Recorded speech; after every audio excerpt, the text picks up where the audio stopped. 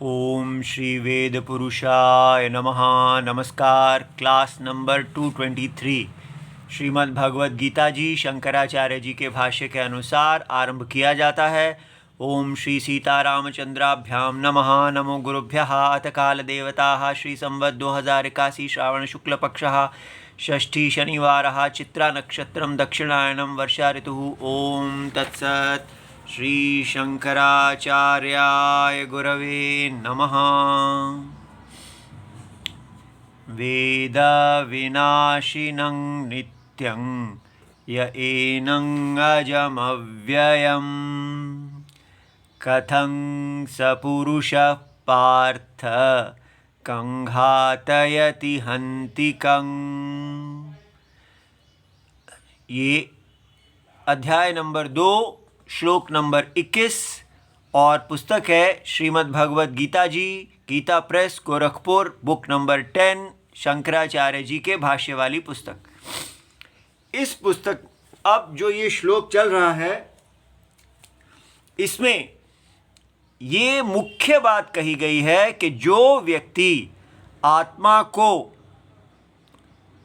अकर्ता जानता है वो स्वयं अकर्ता है और अकर्ता होने से उसे सभी वैदिक कर्मों में संन्यास का अधिकार है, अर्थात सभी वैदिक कर्मों को त्यागने का अधिकार है। तो ये हमने पिछली बार देखा कि ये जो वैदिक कर्मों का त्याग कहा गया है, एक विद्वान और दूसरा अविद्वान, ठीक है। तो जो अविद्वान है उसके लिए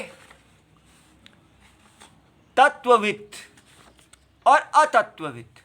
जो विद्वान है वो तत्व को, आत्मा के तत्व को जानने वाले हैं, वो कहते हैं उनकी विद्या है न अहम करोमि, आत्मा न करता। और जो अविद्वान है, जो तत्व को नहीं जानने वाले हैं, वो हैं कर्ता अहम इति मन्यते। तो ये बात जो है भगवद गीता सर्वत्र कह रही है, लेकिन हमने ये देखा है कि इससे पूरा भगवद गीता का उपदेश उल्टा हो रहा है। भगवद गीता राम के बजाय रावण बना रही है। कैसे? सारा उपदेश यही समझ लिया गया है कि सब कुछ बस इतना ही है, तत्वविद अतत्वविद। और व्यक्ति क्या कहता है? मुझे आत्मा को करता नहीं देखना है, मुझे कोई कर्मों में अधिकार नहीं करना है, मुझे कोई वैदिक कर्म नहीं चाहिए, मैं तो तत्वविद हूँ, ना अहम करोमि। आत्मा साक्षी है, इसको तो सब से समझ में आ गया है। इसलिए साक्ष्य आत्मा, जो भी साक्ष्य है, ये वर्ल्ड है, ये दुनिया है, ये सब मिथ्या है, ये सब असत्यम है। इसलिए इसका सारा धर्म अधर्म असत्यम है, इसका सारा जीव ईश्वर भेद भी असत्यम है। तो फिर क्या करना है? तो इस संसार में आपको प्रैक्टिकल बन के जीना है, केवल व्यवहारवादी जुगाड़ी, ठीक है। बस अपना काम निकालो और इस दुनिया के बारे में ज़्यादा, इसके धर्म अधर्म के बारे में नहीं सोचना। अपना उल्लू सीधा करो इस संसार में। इसमें जीना है, किसी तरह अपने आराम से जीना है। उसके लिए जो भी तरीका है सुखी जीने के लिए, क्योंकि वो हमारे लिए आवश्यक है, हमारी नीड है, हमारी आवश्यकता है। इसलिए हमको इस स्वप्न रूपी मिथ्या असत्य जगत के अंदर कैसे जीना है? चालाक बन के जीना है, अपॉर्चुनिस्ट, अवसरवादी, रावण बन के जीना है और तत्वविद हो जाना है। बस तत्व को जान लो, उसके बाद आपको कोई भी आवश्यकता नहीं है कि आप राम बनो। इसलिए व्यवहार में रावण बन के जियो, वही ठीक है, और ज्ञान में तत्वविद। इस प्रकार ये जो कह दिया कि अतत्वविद, अविद्वान, न अहम करता, कर्ता अहम इति मन्यते, इसके कारण सब ने बस इसको पकड़ लिया है। जो भगवत गीता पढ़ता है वो न अहम करोमि, या तो वो सन्यासी बन जाता है और सारे संसार को यही बताता है कि आत्मा अकर्ता, इसलिए आप लोग क्या करो, धर्म इत्यादि को छोड़ो, जीवन में अमीर बनो और वेदांत पढ़ो। बस दो गोल हैं, क्योंकि जीवन में पैसा बहुत इंपॉर्टेंट है, पैसे के बिना कुछ नहीं हो सकता। इसलिए पैसा कमाओ और तत्वज्ञानी बनो। तत्वज्ञानी कैसे बनते हैं, उसके लिए केवल बस इसको पढ़ लेते हैं, आत्मा अकर्ता, और देख लो ये तो सत्य है, इसको कौन रोक सकता है? सत्य को कोई भी रोक नहीं सकता आपको देखने के लिए, तो आपके कर्म नहीं रोक सकते, क्योंकि वस्तु सत्य है। वो उसका अज्ञान दूर करो, आप स्वप्न से बाहर निकल गए। तो स्वप्न के अंदर होने वाला धर्म अधर्म आपको कैसे पकड़ता है? अगर जब आप जाग जाते हैं, जो जाग जाता है वो धर्म अधर्म से अतीत हो जाता है। इसलिए आप धर्म अधर्म से अतीत हो जाओ और ये धर्म अधर्म का चक्कर छोड़ के केवल प्रैक्टिकल बनो, पैसा कमाओ, आराम से रहो और इस मिथ्या जगत का मिथ्यात्व देखो। हम झूठ नहीं कह रहे हैं, यही पढ़ाया जा रहा है, और इसको देख के व्यक्ति को उल्टी नहीं आती कि ये आचार्य क्या पढ़ा रहे हैं, कैसे राक्षस हैं। सब लोग इसको पिए चले जा रहे हैं कि हाँ यही ठीक है। पूरा भारत तत्वज्ञानियों से भर गया है और रावणों से भर गया है।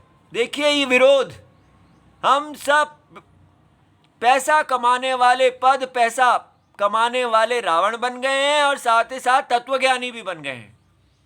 तो ये बिल्कुल गलत है भगवत गीता का तरीका।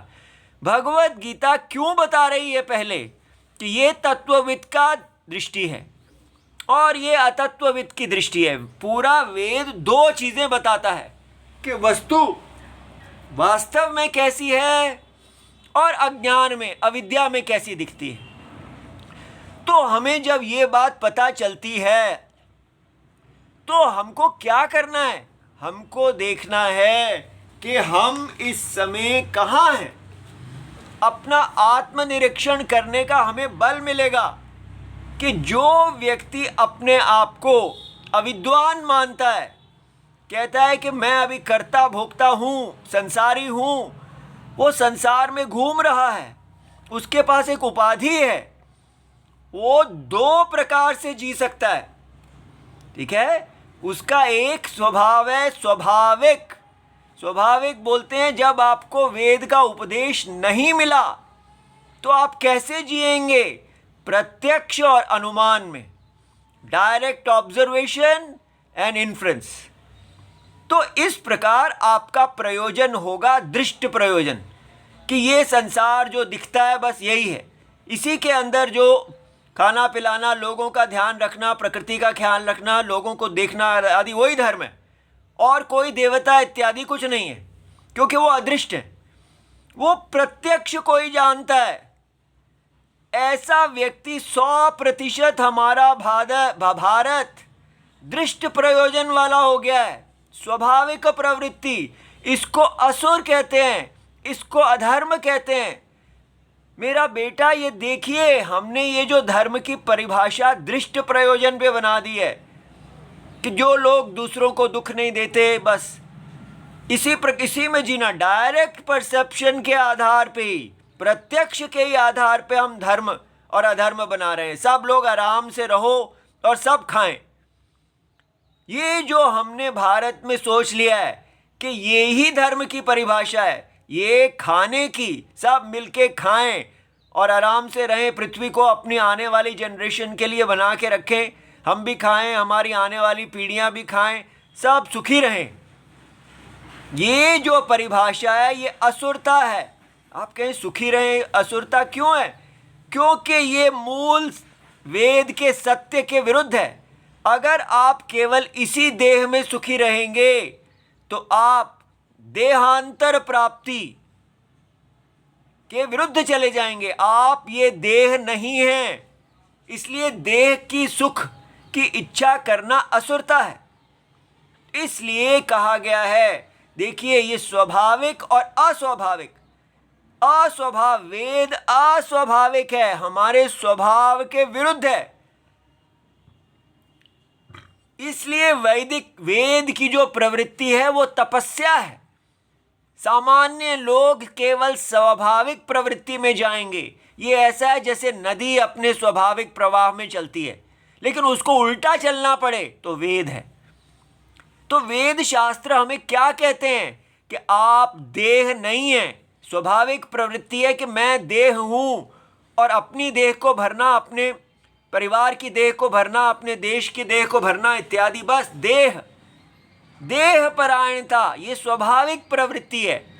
जो इस तरफ जाता है इसको असुर कहते हैं। और अस्वाभाविक प्रवृत्ति क्या है? जब हमको वेद का उपदेश मिलता है तो हमें पहली बार बताया जाता है आप देह नहीं है। इसका मतलब आप माने आत्मा, आत्मा न देह, आत्मा देह नहीं है। तो फिर आत्मा क्या है? आत्मा कर्ता। ये देखिए, ये अकर्ता आत्मा से विरुद्ध है। ठीक है, ये हमको अतत्वविद, क्यों हमको ये कहा जाता है आत्मा अकर्ता? क्योंकि कहा जाता, ये ठीक करने के लिए अविद्वान को ये उपदेश दिया जाता है कि वो अपनी देह परायणता से निकले। हम यहाँ से ही नहीं निकल पा रहे हैं, यहाँ से हम सीधा अकर्ता आत्मा पे जाना चाहते हैं। तो इसीलिए रावण और तत्वज्ञानी का कॉम्बिनेशन भारत ने ले लिया है। यहाँ से दूसरा लेवल है, पहले आत्मा कर्ता, आत्मा भोक्ता, देह ना करता, देह ना भोक्ता। इसलिए देह की तृप्ति के लिए मत जियो, आत्मा के कल्याण के बारे में सोचो। अगर आत्मा का कल्याण है तो आपके लिए वेद शास्त्र जनित प्रवृत्ति होनी चाहिए, प्रत्यक्ष अनुमान जनित प्रवृत्ति नहीं। वेद शास्त्र जनित प्रवृत्ति अदृष्ट प्रयोजन की होती है। आप वो कार्य करेंगे जिससे आपको स्वर्ग प्राप्ति होगी। ठीक है, उच्च लोकों की प्राप्ति होगी। जो वैदिक धर्म कहा गया है वो आपकी उसमें प्रवृत्ति होनी चाहिए। और वो क्या है? ठीक है, वो हमें कहा है अदृष्ट प्रयोजन जो है वो देवता हैं, तो उनके लिए वो धार्मिक लोग हैं। और ये धार्मिक लोग यज्ञ परायण, यज्ञ हितम जीते हैं। इनके लिए नित्य नैमित्तिक कर्म है, काम्य कर्म है, प्रतिषिद्ध कर्म है। ये प्रत्यक्ष प्रमाण से नहीं जाने जाते, इनको वेद से ही जाना जाता है। इस प्रकार धार्मिक, वो धर्म की डेफिनेशन जो वेद से निकलती है, और वो धर्म की डेफिनेशन जो केवल प्रत्यक्ष प्रमाण से निकलती है, दोनों उल्टी हैं। ठीक है, ये समानता है कि सब समान हैं। क्योंकि हम सब लोग कहते हैं कि हम जन्म, कहाँ से हमारा जन्म हुआ? बस माँ और पिता के मिलने से हमारा जन्म हुआ है। कर्मों से हमारा जन्म नहीं होता। हम जीरो से सब लोग स्टार्ट करते हैं। ये चूहा दौड़ में सब लोग जीरो हैं, उसके बाद भोग के लिए प्रतिस्पर्धा है। तो इसलिए समानता का अधिकार क्या है कि पीछे कोई जन्म है ही नहीं। इतना बड़ा बड़ा समानता को मत कहें। और यहाँ असमानता है कि पीछे के कर्म हैं, उनके आधार पर आपका शरीर का जन्म हुआ है। और इसलिए स्त्री पुरुष, वर्ण आश्रम इत्यादि जो कुछ सब है, वो असमानता के कारण क्या है? आपके कर्म। इसलिए उन कर्मों के अनुसार आपको यज्ञ में एक स्थान मिला है। तो ये दोनों में कितना अंतर है? ये दुनिया को एक बाजार समझता है और ये दुनिया को एक यज्ञ समझता है। कैसा यज्ञ? यज्ञ पुरुष। ये यज्ञ पुरुष का ज्ञान हमें प्रत्यक्ष और अनुमान से नहीं होगा। इसलिए हमको ये नहीं सोचना चाहिए कि ये जो अविद्वान है ये बिल्कुल ही अविद्वान है। इस अविद्वान में दो टाइप्स हैं। एक अविद्वान है स्वाभाविक प्रवृत्ति वाला, प्रत्यक्ष अनुमान जो हम हैं अभी, और दूसरा अविद्वान है जिसको अस्वाभाविक वेद शास्त्र जनित प्रवृत्ति है। ये भगवान है, ये बहुत बड़ा आदमी है। ठीक है, ये व्यक्ति, इसके दर्शन भी हो जाएं तो इनको प्रणाम कीजिए। जो व्यक्ति के अंदर वेद शास्त्र जनित प्रवृत्ति है, जो अदृष्ट के लिए जी रहे हैं, वो राम हैं। वो बहुत बड़े लोग हैं, उनको अज्ञानी मत समझिए। ऐसा बनने की इच्छा करें, ये देवता हैं। और इसके लिए क्या उपाय है? देखिए, वे बृहदारण्यक उपनिषद में कहा गया है कि हमारे अंदर जो दृष्ट, प्रत्यक्ष और अनुमान के कारण जब हम केवल इनको ही प्रमाण मानते हैं, जीवन को समझते हैं जीवन केवल प्रत्यक्ष और अनुमान है, साइंटिस्ट, मॉडर्न साइंस, तो हमारे अंदर जो वृत्तियां निकलती हैं, मन के विचार निकलते हैं, वो सब असुर होते हैं। इसलिए वो उनकी संख्या बहुत ज़्यादा है। लेकिन वेद शास्त्र को पढ़ने के बाद जब हमें समझ में आता है कि ये देह कर्मों से जीती गई है और ये देह यज्ञ का साधन है, भोग का साधन नहीं है, तो यज्ञ के साधन वाली जो देह है उससे हमको स्वधर्म करना है, यज्ञ में अपनी पोजीशन से करना है, और तब ऐसा सोचने वाला व्यक्ति देवता कहलाता है। तो और ये बहुत कम है ऐसी वृत्तियां। तो इसलिए असुर और देव यज्ञ, ये जो युद्ध है ये हमारे अंदर चलता रहता है। हमारे अंदर ये साइंटिफिक केवल प्रत्यक्ष और अनुमान से जीने की इच्छा बड़ी प्रबल है, और वेद शास्त्र के साथ जीने की जो इच्छा है वो उतनी बलशाली नहीं है। असुर हमेशा देवता के ऊपर हावी रहते हैं, जीतते रहते हैं। तो एक बार ऐसा आया जब देवताओं ने सोचा कि हम दोनों भाई हैं, एक ही प्रजापति के पुत्र हैं, तो हमको अपने ये भाइयों से जीतना है। तो उन्होंने क्या किया, उन्होंने कहा कि हम उद्गीत नाम का जो जप है वो करेंगे। उसमें कहा है असतो माम सद्गमय, ठीक है, असत से मुझे सत की तरफ लेके चलो। अब यहाँ पर सत का मतलब अविक्रिय आत्मा नहीं है, यहाँ पर सत का मतलब है देवलोक, ठीक है। हमको उच्च गति की प्राप्ति हो, देवताओं की गति की प्राप्ति हो। तो उन्होंने सभी इंद्रियों को कहा कि आप हमारे लिए उद्गीत को कहें। तो इंद्रियां कौन सी हैं? 5 कर्मेंद्रियां, 5 ज्ञानेंद्रियां। कर्मेंद्रियां माने वाक, पाणी, पाद, ठीक है, उपस्थ, पायु, ये सब। और कर्मेंद्रियां हमारी, ये कर्मेंद्रियां हो गई। ज्ञानेंद्रियां आंखें, कान इत्यादि 5। इन सबको जब कहा गया तो ये देखिए बहुत बड़ी बात, इन सब ने अंदर इनके स्वार्थ होता है। ये स्वभाव से ही है कि आंखें जो हैं वो अपने लिए देखना चाहती हैं, यज्ञ के लिए, देह के यज्ञ पुरुष के लिए नहीं देखना चाहती। कान जो है वो अपने लिए सुनना चाहते हैं। इन सब में राग द्वेष है। इसलिए इनके अंदर राग द्वेष होने से असुरों को पता चल गया कि हमारे लिए, हमारे विनाश के लिए कोई प्रयोजन कर रहे हैं। तो उन्होंने इन सबको पाप से विद्ध कर दिया, अर्थात इन सब के अंदर थकान आ गई और ये उसको नहीं कर पाए। तब उन देवताओं ने प्राण से कहा कि आप हमारे लिए ये उद्गीत जप कीजिए।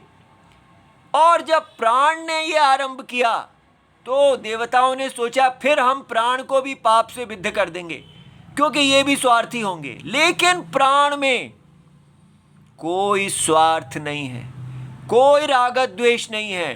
प्राण सर्वव्यापी हैं, सभी इंद्रियों में व्याप्त हैं, और वो केवल राम, भगवान राम की उपाधि है। प्राण जो है कभी थकते नहीं हैं, प्राण को कभी कोई पाप नहीं पकड़ता। प्राण चाहे सतयुग हो या कलयुग हो, वो एक समान रहते हैं। लेकिन इंद्रियां जैसे जैसे सतयुग से कलयुग की तरफ आती हैं, ये अपने कामासक्त हो जाती हैं और धर्म करने योग्य नहीं रह जाती। इनके अंदर अपने आप को, देह को भरने की इच्छा आ जाती है। लेकिन प्राण देखिए, ये कभी थकते ही नहीं हैं, अपनी समान गति से अपने स्वधर्म में लगे रहते हैं। और क्या इनका स्वधर्म है? देह के यज्ञ के, ये यज्ञ परायण है। इंद्रियां जो हैं देह परायण है। अब हमको इन इंद्रियों को, देह परायण इंद्रियों को यज्ञ परायण बनाना है। जब तक हम देखेंगे ही नहीं कि हमारी हालत क्या है, हमारे अंदर असुर जीत रहे हैं, हमारी देह में देवता जीतने चाहिए, तो उसका उपाय क्या है? कि हम प्राण में प्रतिष्ठित हो जाएं, प्राण में शरण लें। प्राण आत्मा ही राम जी हैं। ईश्वर का इस देह में प्राण रूप से वास है। तो इसलिए हरे राम अपने प्राण के साथ इस जप को जोड़ दीजिए। आप देखेंगे कि इसका मैजिकल प्रभाव होगा। उसी समय मन शांत हो जाएगा, इंद्रियां शांत हो जाएंगी और आप प्राण की तुष्टि के लिए भोजन करेंगे। ये बात समझ में आई? आप इंद्रियों की तुष्टि के लिए भोजन नहीं करेंगे। इंद्रियों की तुष्टि के लिए भोजन करना दृष्ट प्रयोजन होता है, असुरता होती है। और प्राण सदा यज्ञ के लिए भोजन करते हैं। इतना ही करने से आपको इतनी शांति मिलेगी कि हम अपना फूड, भोजन तक के ऊपर हम नियंत्रण नहीं कर पा रहे। हमेशा अधिक और अनियमित और गलत भोजन कर करके ही हमने अपने आप को इतना दुखी कर लिया, उसको पचाते भी नहीं हैं। एक व्यक्ति हैं जो भोजन करते समय इतना वो थिंकिंग करते हैं, इतने बड़े प्रोफेसर हैं, लेकिन उनका दिमाग इतना चलता रहता है कि वो उनका भोजन गले में ही फंस जाता है। उनकी पत्नी उनको बार बार कहती हैं, नहीं नहीं पचाओ जरा ढंग से, इतनी बड़ी रोटी मत डालो। उनको पता ही नहीं चलता प्रोफेसर साहब को। हम सब इतना भी नहीं जान पा रहे हैं कि कितना खाना चाहिए, कब खाना चाहिए।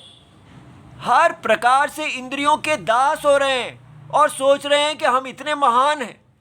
अपनी परवशता को देखें कि हमारे अंदर ब्रह्मचर्य है ही नहीं, वेदाचरणम है ही नहीं। हम पूरी तरह असुर जीवन जी रहे हैं, दृष्ट प्रयोजन, अपना ही नुकसान कर रहे हैं, अपने आप को दुखी कर रहे हैं। इसलिए प्राण को देखें। जैसे ही आपका ध्यान प्राणों में जाएगा, उसी समय ये सारा देह वश में आ जाएगा। इस प्रकार ऐसा जब हम करेंगे तब हम धर्मपरायण होंगे अविद्वान की स्थिति में।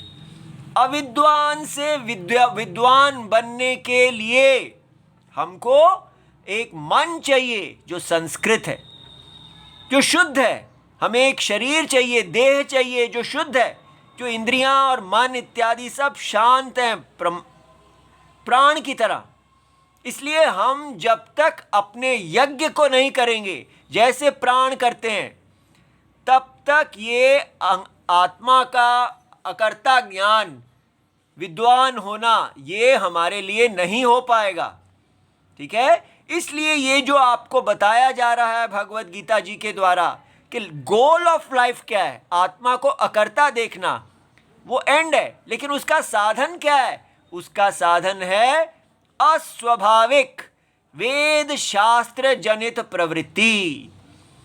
वेद के द्वारा बताए गए धर्म अधर्म की डेफिनेशन, वो जो आपका भगवान के शरीर में स्थान है, यज्ञ स्थान, असमान स्थान, समानता नहीं असमानता, जो आपने पिछले कर्मों के आधार पर अपना स्थान चुना है, मिला है आपको, वही यज्ञ स्थान है, वो धर्म है।